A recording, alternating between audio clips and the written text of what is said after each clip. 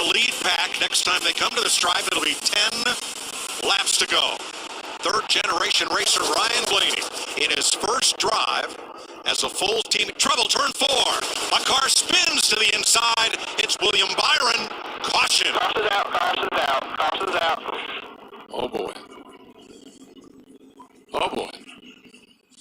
That changes some things. Yeah, you know what it changes? The 22 will get back on the lead lap. Yes. He's got a fast car.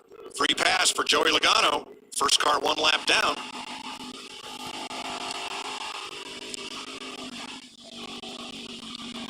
Byron's car damaged from that earlier crash. At lap 60, they made a lot of repairs, but right rear down there.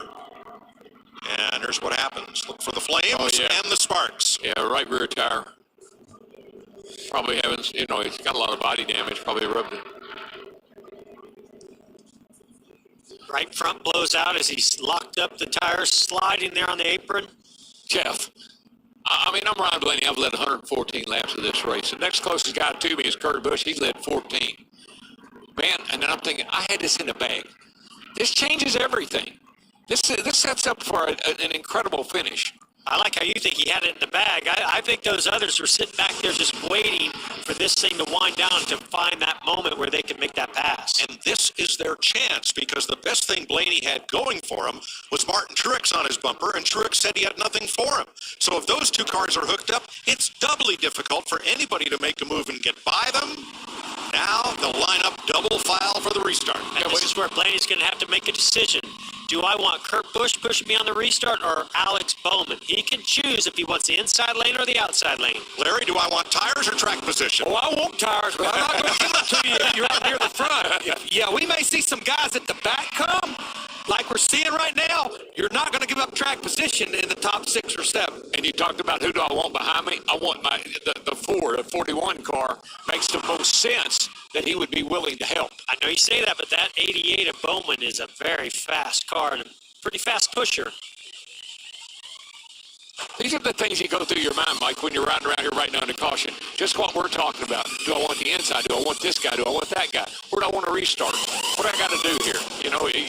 You're asking your crew, you're asking everybody a little input here.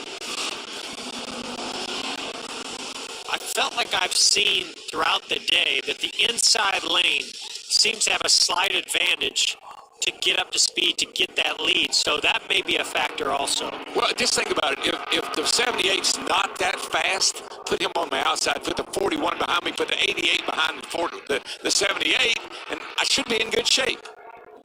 So 7 cars stay out, led by Ryan Blaney.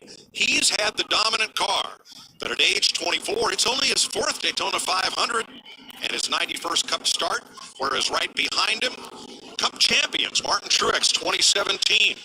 Kurt Busch is the champion of the series and of the Daytona 500. He won it last year.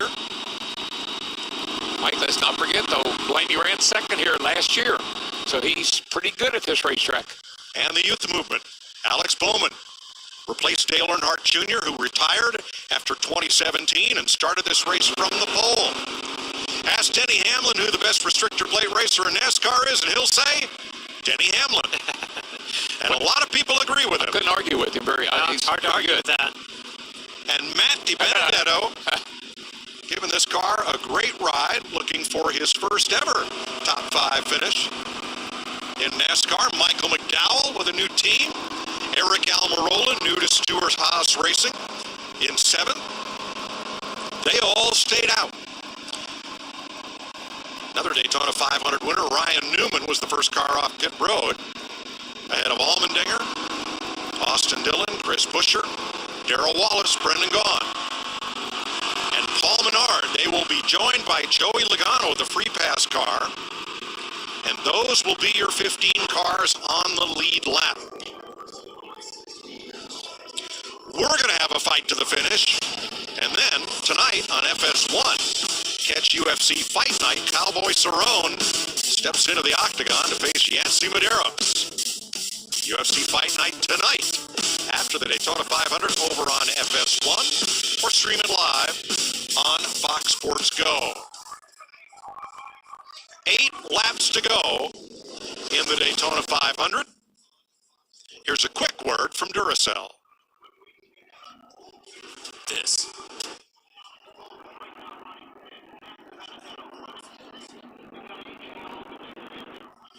Guys, we're going to go back racing with 7 to go. I'm back with my race trends. If you look at the last 10 Daytona 500s, the average of the last caution, we're already past that lap 188 with 12 to go, but 7 times of those 10 in the last 10 laps, and 4 of our last 8 Daytona 500s, we've had overtime. I just think back to yesterday, they had 5 overtimes. We listened in on Martin Truex and company. Me too now. Got some forward, just same thing as before, just trying to reestablish in the strongest line. You hear it, a lot of these drivers shutting that engine off and coasting, saving fuel. You don't know how many possible restarts could happen. You mentioned it earlier, Mike. Unlimited amount of. Selected the inside for this restart. Pace car is in. Blaney inside, Truex outside. And here we go. 7 laps to go, green flag. Bowman did not get a very good start there. A little bit of a gap. That's really going to help Blaney in that whole inside lane. I just felt like that 78 just complained about speed. He just didn't feel like he had it. Ford, and 2 Toyotas side by side. Big run coming on the outside with Newman.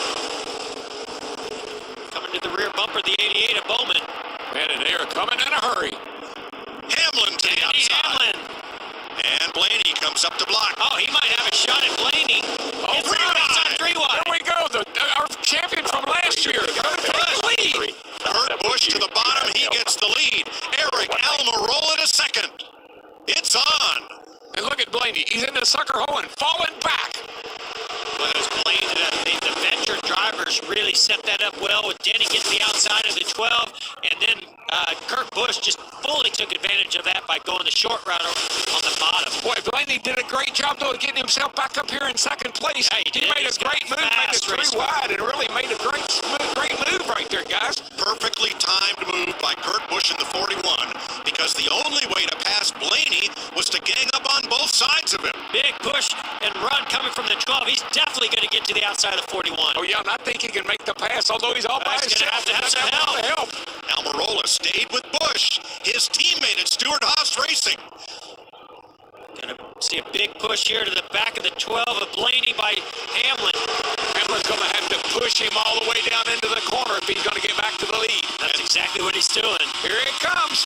And the Chevrolet of Chris Buescher is up there in the front. Oh, big block by the 41. Hang on. Almirola for the lead. Now look who's in the lead. Almirola in the 10 car. No more teammates here. Tony Stewart's new driver, Eric. Oh, no, there's a... Who is that? Oh, man, how did they not wreck right there?